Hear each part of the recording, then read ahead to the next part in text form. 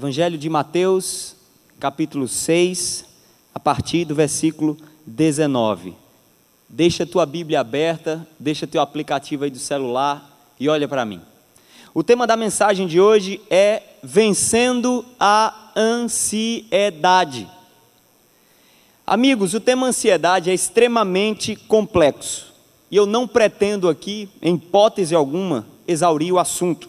É tão complexo que alguns especialistas da área, a exemplo do Dr. Augusto Cury, renomado psiquiatra e escritor brasileiro, classificam-na como o mal do século, no lugar da depressão. Inclusive eu sugiro um livro dele muito interessante, Ansiedade, Como Enfrentar o Mal do Século. Esse livro, inclusive, você pode baixar até gratuitamente pela internet. Contudo, eu gostaria nesse dia de trazer alguns ensinamentos das Escrituras Sagradas, capazes de nos trazer esclarecimento e cura. Eu não preciso ser médico, psiquiatra ou psicólogo para te dizer que Jesus tem poder suficiente para, em um passe de mágica, arrancar um câncer de uma pessoa que está aqui, ou arrancar a ansiedade ou qualquer enfermidade. Por outro lado, eu não sou tolo o suficiente para dizer a você que você não deve procurar um médico, psiquiatra ou psicólogo para tratamento de suas enfermidades. Aprenda uma coisa: Deus age através da ciência, Deus age através de um culto, Deus age num leito de hospital através de um irmão impondo as mãos, Deus age como Ele quer, quando Ele quer e através de quem Ele quiser, porque Ele é soberano. E estamos aqui porque cremos nesse poder. O que é ansiedade, Davi, e por que nós ficamos ansiosos? Ansiedade, queridos, é uma sensação e sentimento decorrente da excessiva excitação do sistema nervoso central, consequente à interpretação de uma situação abstrata de perigo. Deixa eu explicar um pouco para vocês. A ansiedade, ela é parente próxima do medo. É distinguida pelo fato de um medo ter um fator desencadeante real e palpável, enquanto que a ansiedade, o fator de estímulo, tem características extremamente subjetivas. Por exemplo, uma cobra peçonhenta a poucos metros de você, ela produz medo. É um fato concreto que está ali na sua frente, um cachorro brabo, quem tem medo de barata, está ali, ele está ali, você está vendo, é concreto, um leão, você está na savana africana, desce do carro para, sei lá, tomar uma água do lado de fora e de repente você se depara com uma leoa faminta. Naquele momento, as suas pernas tremem, você sente medo. Contudo, um possível desemprego no futuro pode te deixar em um estado ansioso. Você está bem empregado hoje, você está bem financeiramente hoje, só que a sua mente começa a produzir emoções e sentimentos que fazem você projetar para o futuro uma situação de medo. E o medo nesse futuro, um medo subjetivo, é caracterizado pela ansiedade. Por exemplo, o seu casamento está maravilhoso, você tem um excelente marido que te ama, que cuida de você, que manda flores para você. Só que você é uma mulher marcada por adultérios na sua infância. Por exemplo, você presenciou o seu pai traindo a sua mãe, e aí você tem essas marcas profundas no seu eu, e aí você começa a projetar que o seu marido vai trair você. E aí você começa a viver naquele estado ansioso: ele vai me trair, ele não gosta de mim, ele tem outra, e o cara é uma bênção. O cara ama, o cara respeita, e aquele relacionamento começa a se desgastar em virtude de um estado ansioso, que pode se tornar em um estado patológico. A ansiedade patológica da humanidade está destruindo indivíduos e famílias. A ansiedade produz taquicardia, sudorese, tremores, tensão muscular, dores de barriga, dor de cabeça. E quando recorrente e intensa, ela pode provocar a síndrome do pânico. Um pensamento excessivamente acelerado, uma mente excessivamente perturbada com temores do futuro, pode desencadear, sim, a síndrome do pânico. Então, como compreender a ansiedade? O nosso sistema nervoso central, só para vocês entenderem, e a nossa mente, elas precisam de uma situação de conforto e de segurança. Entendam bem, que a gente vai pegar o que eu estou falando aqui para a gente aplicar no texto. O nosso sistema nervoso central e a nossa mente necessitam de uma situação de conforto e segurança para usufruir a sensação de repouso e bem-estar. Quando a nossa percepção nos alerta para uma situação de perigo, entramos em estado ansioso. O que interpretamos como perigo hoje? Por exemplo, a perda de status, a perda do conforto, a perda do poder econômico, a perda dos afetos, a namorada que está com medo de perder o namorado, o marido que está com medo de perder a esposa que está com medo de perder os seus filhos, vive naquela paranoia, 24 horas, vai acontecer algum acidente com o meu filho. Perda de privilégios, de amizades, de possibilidade de concretizar interesses, de vaidades, são fatores que podem desencadear um estado ansioso. E para vocês terem noção, estudos comprovam que 80% da população mundial padece de um grau de ansiedade patológica. Porque o ser humano ela possui um grau de ansiedade natural, isso é bom, isso produz estímulo, mas 80% da sociedade, da população mundial está diagnosticada com um certo grau de ansiedade patológica. E aí eu gostaria de trazer a vocês alguns sintomas. E aí eu gostaria que você, não levanta a mão não, mas você vai responder algumas perguntas para você mesmo. Por exemplo, você tem preocupações, tensões ou medos exagerados? Você é uma pessoa que não consegue relaxar um só minuto? Você tem uma sensação contínua de que um desastre ou algo ruim vai acontecer com você? Você tem preocupações exageradas com saúde, dinheiro, família ou trabalho? Você tem um medo extremo de algum objeto ou situação em particular? Você tem medo exagerado de ser humilhado publicamente? Falta de controle sobre pensamentos. Será que você tem insônia? Aquelas insônias que você não consegue controlar sua cabeça não para de produzir pensamento. Não sei se já aconteceu com você, já aconteceu comigo. Eu digo, para, e a cabeça não para, ela fica rodando. Falta de controle sobre pensamentos, imagens ou atitudes que se repetem independente da sua vontade. Pavor depois de uma situação muito difícil. Se você se enquadra em qualquer uma dessas questões aqui, provavelmente você está em um grau de ansiedade patológico, que está, de alguma forma, fazendo mal à sua mente e ao seu corpo. Portanto, de forma muito humilde, a partir deste momento eu gostaria de trazer para vocês 3 conselhos bíblicos. 3 conselhos bíblicos que podem nos ajudar a enfrentar o mal do século, considerado por alguns especialistas, a ansiedade. Ponto número 1 está em Mateus 6, versículo 19. Você pode ler comigo? Não acumulem para vocês tesouros na terra, onde a traça e a ferrugem destroem, e onde os ladrões arrombam e furtam. Mateus 6, versículo 20. Mas acumulem para vocês tesouros nos céus, onde a traça e a ferrugem não destroem, onde os ladrões não arrombam nem furtam, pois onde estiver o teu tesouro, aí também estará o teu coração. 22. Os olhos são a candeia do corpo. Se os seus olhos forem bons, todo o seu corpo será cheio de luz. Mas se os seus olhos forem maus, todo o seu corpo será cheio de trevas. Portanto, se a luz que está dentro de você são trevas, que tremendas trevas são. 24. Ninguém pode servir a 2 senhores, pois odiará um e amará o outro, ou se dedicará a um e desprezará o outro. Vocês não podem servir a Deus e ao dinheiro.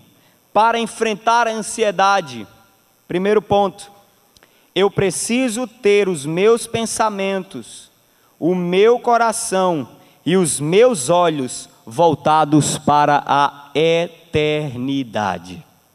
Se você quiser anotar, para enfrentar a ansiedade, para vencer a ansiedade, eu preciso ter os meus pensamentos, o meu coração e os meus olhos voltados para a eternidade. Na primeira parte do texto, em Mateus 6, do 19 ao 21, aqui Jesus pede para acumularmos tesouros no céu e não na terra.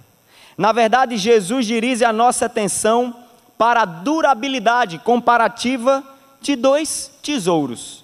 De um lado, não acumule tesouros nessa terra.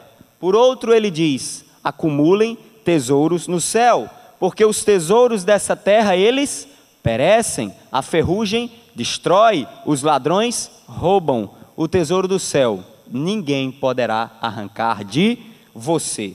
O que foi que eu disse no início da mensagem, na introdução? Para nossa mente estar saudável, ela precisa desfrutar de uma sensação de quê, irmãos? De segurança e conforto. Por que o homem acumula? Responda-me. Por que o homem acumula riquezas aqui na terra e se estressa tanto para isso? Porque tem tanta gente destruindo a sua própria vida para acumular riquezas aqui nessa terra. Em primeiro lugar, disparado, para que o dinheiro lhe traga segurança e conforto. Porque se o seu sistema nervoso central, porque se a sua mente não comunicar para você mesmo de que a situação em que você se encontra, ela não está segura, tampouco é confortável, ela entra em estado ansioso. Ela entra em estado de alerta. O seu sistema nervoso central dá um estalo, diz, epa, acontecendo alguma coisa, precisamos produzir. E eu preciso abrir um tesouro aqui, ó. Eu preciso abrir um parêntese aqui. Que tesouro é esse que Jesus está proibindo? Que tesouro da terra é esse, Davi? Eu não posso mais comprar um carro, eu não posso mais comprar uma casa, eu não posso mais ter o meu apartamento, a minha casa de praia. Não tem nada a ver com isso. Não tem nada a ver com isso. Eu já li de várias e diversas interpretações de teólogos renomados, e a conclusão que eu cheguei, o resumo da ópera, de todos eles que eu li, foi a seguinte: tudo que eu faço, escuta bem, tudo que eu faço e que eu adquiro aqui nessa terra, que não seja para a glória de Deus e avanço do seu reino, é tesouro perecível que a traça, a ferrugem e o ladrão irão tomar de você. Tudo que você faz, não importa. Se você é um empresário rico e bem-sucedido, que entende que Jesus morreu por você naquela cruz, e você utiliza a tua riqueza, a riqueza que Deus te deu, para trazer alívio e conforto aos necessitados, não aos preguiçosos. Você está acumulando riqueza no céu. Sabe por quê? Porque a tua riqueza é meio e não fim. Porque a tua riqueza é instrumento e não meio de adoração. Quando a riqueza é meio e não fim, na vida de um filho de Deus, ele está acumulando tesouros no céu também. Porque, irmãos, não enganem. Aqueles que pegam a sua riqueza, que produzem aqui na terra, para lhe trazer uma situação de conforto e segurança, estão construindo para si ídolos. Avareza é idolatria, diz Paulo. Avareza é idolatria. Agora, se você utiliza a tua riqueza, todo o dinheiro que Deus te dá, para a glória de Deus e para o avanço do reino aqui na terra, pode ter certeza, você está garantindo tesouros no céu. O que a Bíblia diz? O que Jesus fala aqui? Onde estiver o teu tesouro, ali também estará o teu coração. Homens cristãos ricos, que acordam de manhã e perguntam às suas esposas: amor, como anda? Como anda o suprimento de alimentos do Hospital do Câncer da nossa cidade? Amor, será que aquele funcionário simples da nossa empresa tem suprimento suficiente para a sua família este mês? Do mesmo modo, aquele homem cristão miserável que crê em Jesus como seu Senhor e Salvador e que reparte o único pão francês que tem no seu jantar para o seu vizinho faminto, também está acumulando tesouros no reino de Deus. Porque não importa o que você tem, não importa o que você é, O que importa é se você pretende que o que você faz e o que você tem glorifique a Deus e avance o reino dele aqui na terra. Eu não quero saber o que você tem. Eu quero saber se o que você tem é instrumento ou fim. Eu quero saber se o que você tem é meio ou objeto de adoração. E aí eu pergunto, como andam os teus celeiros no reino dos céus? Porque Jesus aqui é muito claro. Não acumulem tesouros nessa terra, onde a traça e a ferrugem podem destruí-la. Acumulem tesouros no céu. A nossa vida deve ser um contínuo depósito de tesouros no reino dos céus. Eu pergunto, como anda os teus celeiros no reino dos céus? Como anda? Como anda? Responda para você mesmo, como anda? O que você tem feito acumulando para acumular riquezas no reino dos céus? Como anda a sua vida? Como anda? Como anda? Precisamos ter a nossa mente focada e renovada com aquilo que realmente importa.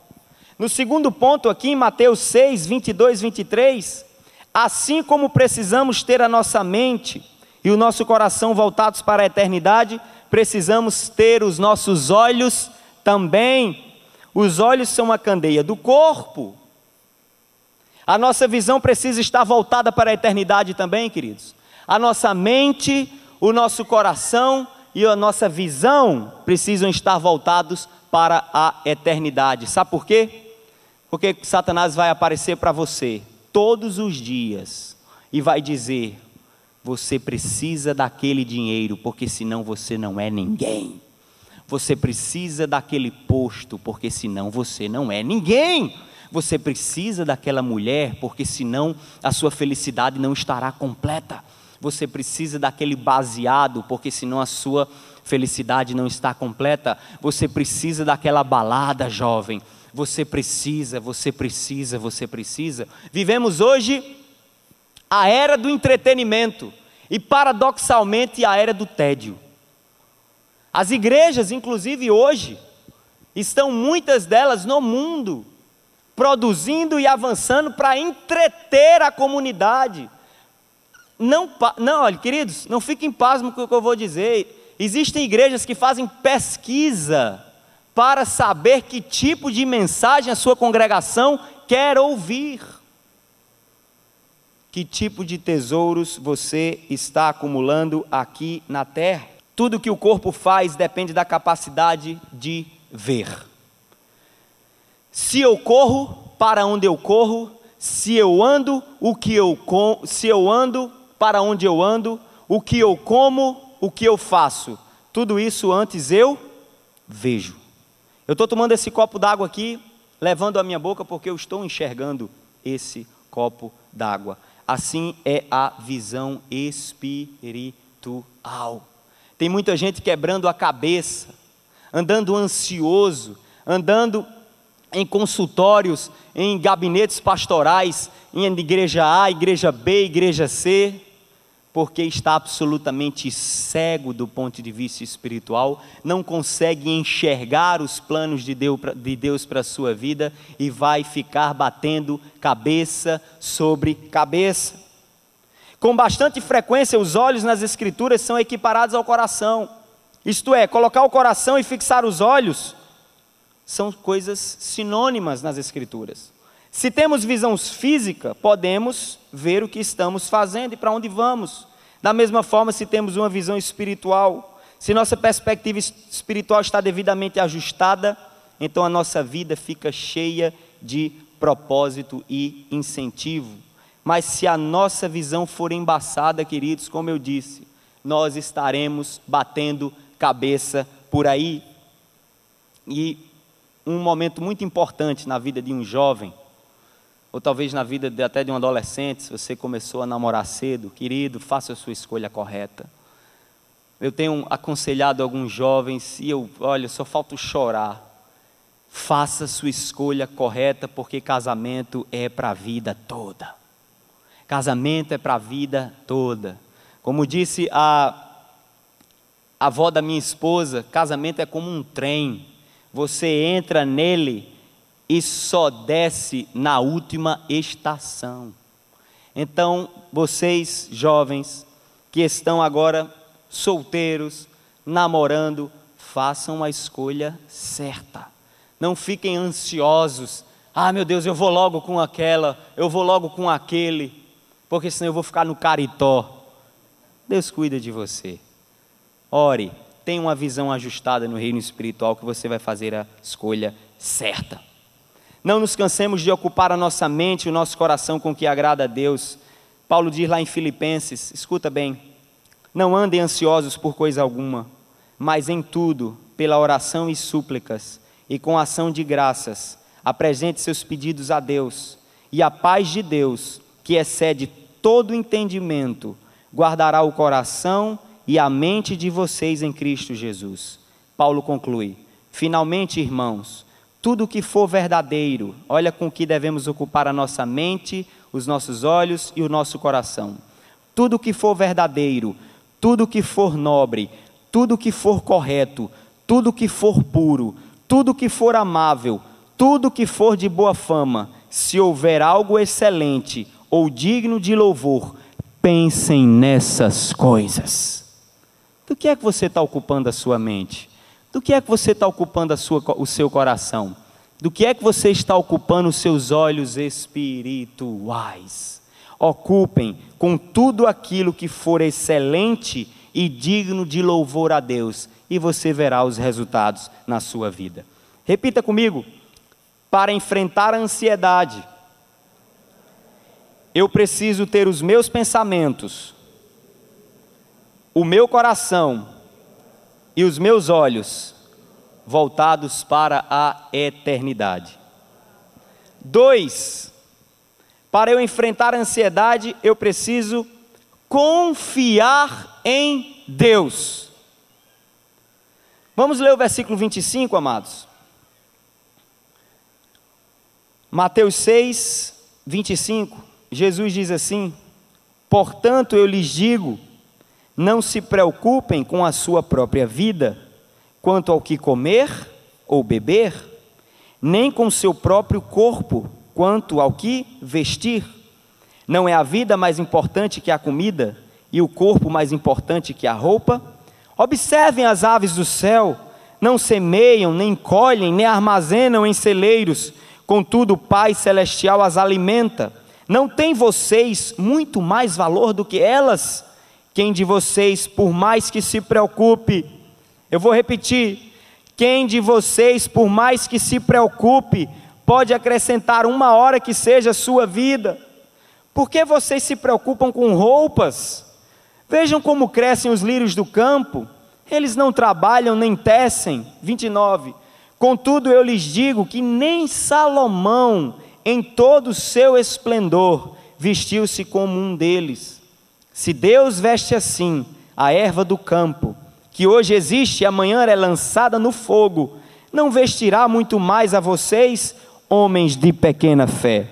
Portanto, não se preocupem dizendo, que vamos comer, ou que vamos beber, ou que vamos vestir, pois os pagãos é que correm atrás dessas coisas, mas o Pai Celestial sabe que vocês precisam delas. 33, busquem, pois, em primeiro lugar, o reino de Deus e a sua justiça, e todas essas coisas lhe serão acrescentadas. Isso é promessa.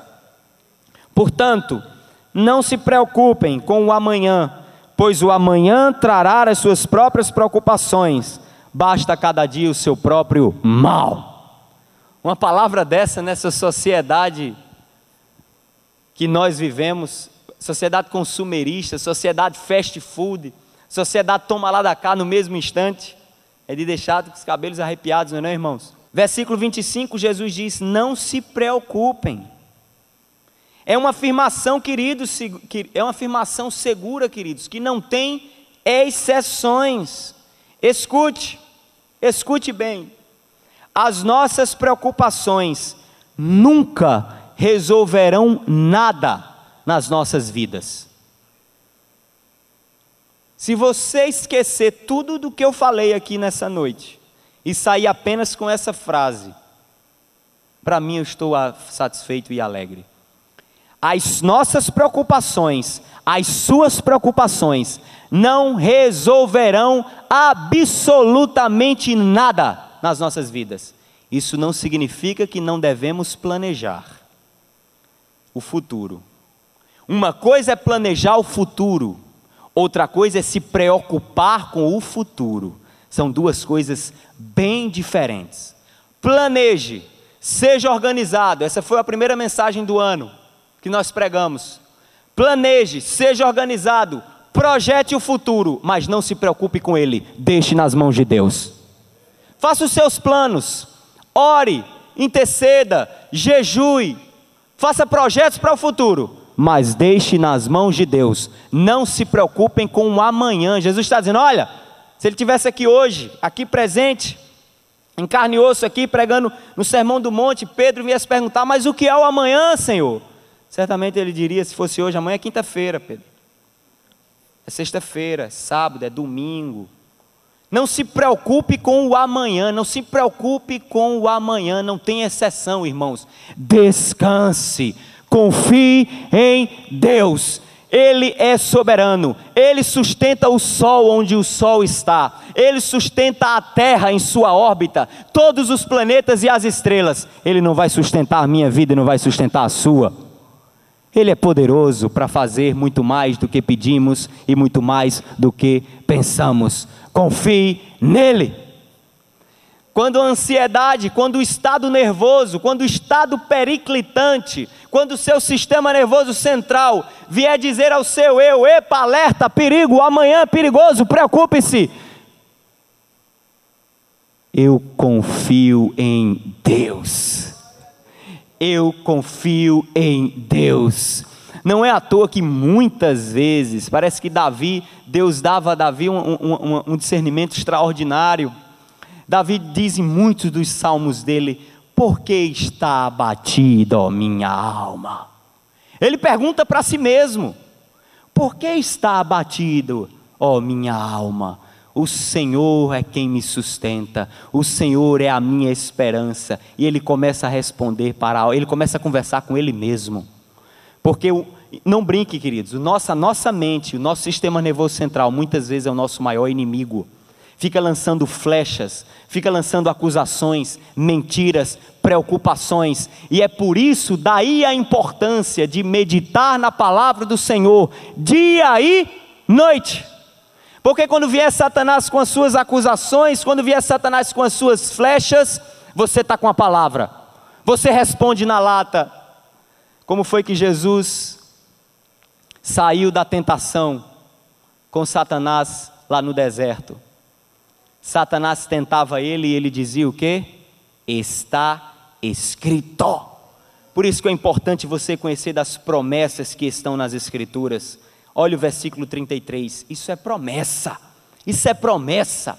Quando vier preocupação na tua vida, quando vier medo, tempestade, problema, você lembra que Jesus te dizendo, busque pois em primeiro lugar o reino de Deus, a sua justiça, e todas essas coisas lhe serão acrescentadas, porque o Pai sabe que você precisa delas. Na luta, na tribulação, no estado agudo de ansiedade, busque pois Deus em primeiro lugar. Busque pois o reino de Deus em primeiro lugar. Está ansioso? Está depressivo? Está cansado? Está angustiado? Eu vou louvar a Deus, eu vou pregar o Evangelho, eu vou servir na minha comunidade, eu vou avançar com o reino de Deus, porque Ele me prometeu que as demais coisas me seriam acrescentadas. Eu não preciso me preocupar com nenhuma delas.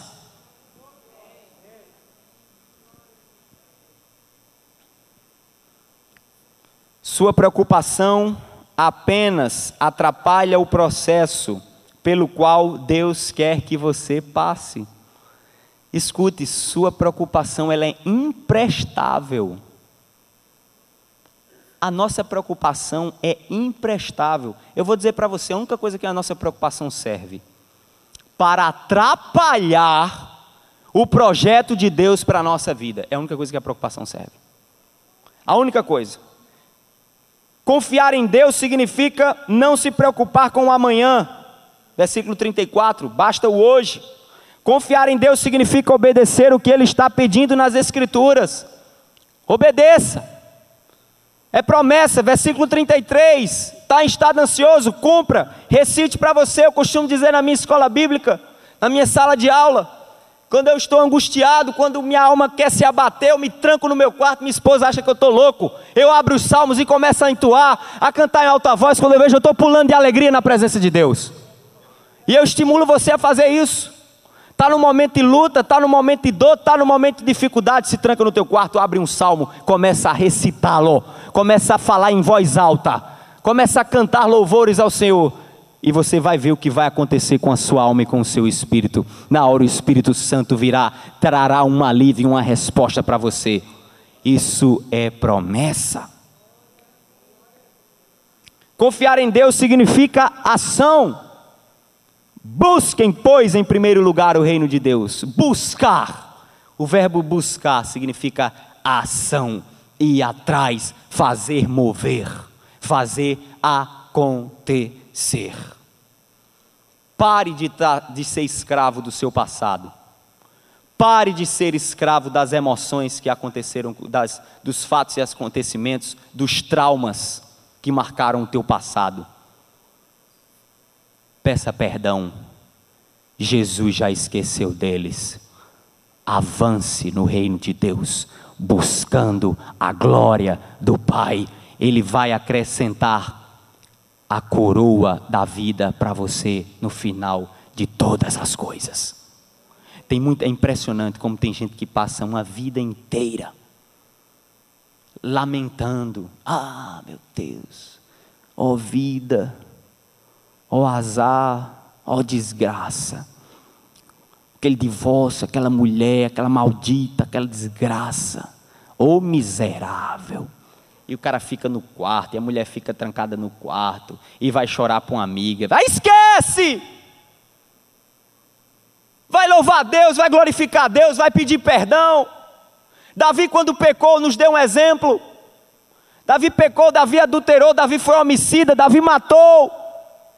E Deus mandou um profeta lá e disse: ei, Deus perdoa o teu pecado, mas vai tirar a vida do teu filho. Davi, então, rei de Israel, rei, o maior rei da história de Israel.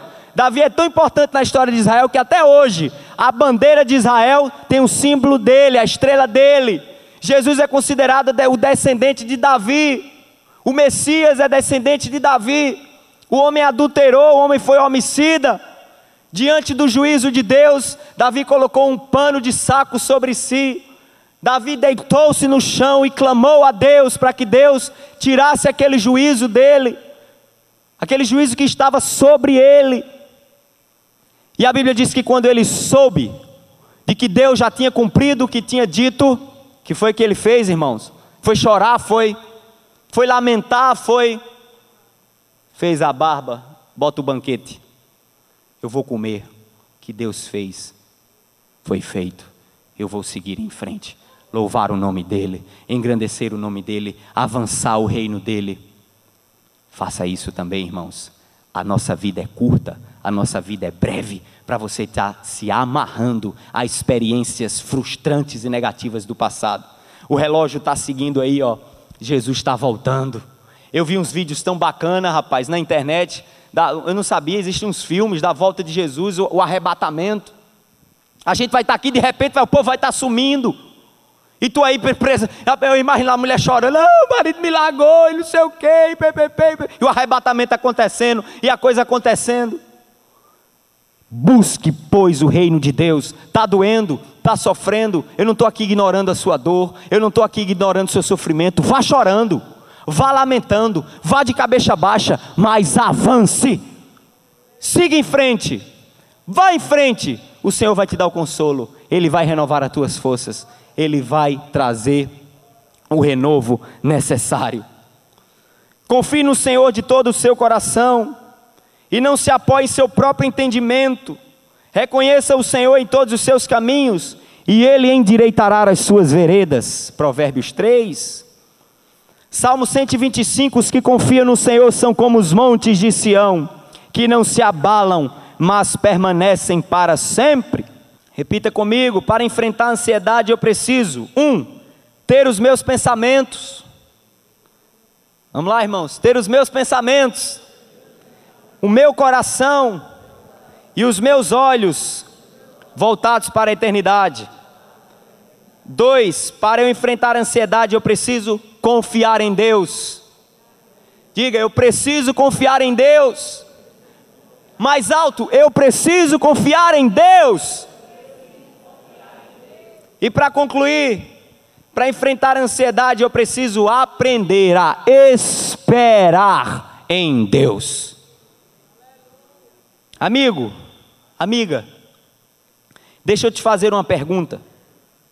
Você se considera um filho de Deus? Tem procurado obedecer a sua palavra? Você tem se quebrantado diante do Senhor quando você cai em pecado? Tem buscado acertar por amor a Deus e por amor ao Evangelho e a sua santa palavra? Há um desejo no teu coração em alegrar o Pai? Há um desejo no teu coração em alegrar o Senhor? Deixa eu te dizer uma coisa. Deus é o teu Pai, e Ele conhece a sua história mais do que você mesmo, e Ele sabe a hora certa para fazer a intervenção necessária. Ele sabe a hora certa para fazer a intervenção necessária mais do que você. Você acha que sabe a hora certa. A sua hora para Deus é morte. A hora de Deus para você é vida. Portanto, espere em Deus. Aprenda a esperar em Deus. Mas Davi, as consequências: espere em Deus. Deus tem o tempo certo, tem o tempo dele, e não adianta você espernear, se estressar ou ficar ansioso, porque Ele é soberano e só vai acontecer no tempo dele. Você chorando, você rindo, você dançando, você cantando, você interno no hospital com crise de ansiedade, isso não vai mover o coração de Deus para nada, porque Ele sabe o que é melhor para você. Ele sabe o que é melhor para você. Aquele que não sabe esperar é ansioso. E olhe que o ansioso, geralmente e com muita frequência, precipita-se e cai em muitas ciladas. Porque o ansioso, ele não sabe esperar. O sistema nervoso central está dizendo para ele agir, está dizendo para ele se preocupar, está dizendo para ele ficar em estado de alerta, e o Senhor está dizendo: espere, espere, descanse, faça a sua parte, que eu farei a minha na hora certa. Mas aqueles que esperam no Senhor, diz o Senhor em Isaías, renovam as suas forças, voam alto como águias, correm e não ficam exaustos, andam e não se cansam. Salmo 27 diz: essa certeza eu tenho, viverei até ver a bondade do Senhor na terra. Espere no Senhor, seja forte, coragem, repete Davi, espere no Senhor. E olha que Davi, quando Davi diz espere no Senhor, esse homem sabe o que está dizendo, ele viveu isso aqui. Davi já tinha sido ungido rei pelo profeta Samuel. Quem sabe a história de Davi, sabe muito bem o quanto ele esperou no Senhor, em diversos episódios. Davi foi ungido rei por Samuel, e passou anos para assumir o seu reinado. Se fosse um tolo qualquer, Deus já me ungiu. Eu sou o rei. Vamos matar Saul. Acaba com ele, tira ele daí. O que Davi dizia? Ai daquele que tocar no ungido do Senhor. Sabe o que significa isso?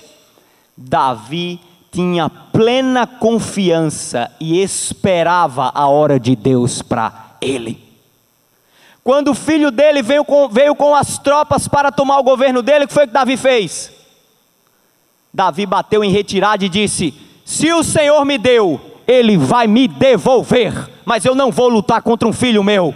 Deixou o reino e foi embora. O filho tomou conta do reinado e vocês sabem a tragédia que aconteceu. Deus botou Davi de volta. Porque é Deus, meu querido, que coloca eu e você na situação A, B, C ou D. Eu entristeço muito o meu coração quando eu vejo, por exemplo, dentro da igreja, alguns irmãos que entroncham o nariz, entroncham a cabeça, com uma determinada decisão que, por exemplo, o pastor titular toma. Ei, toda autoridade é instituída por Deus.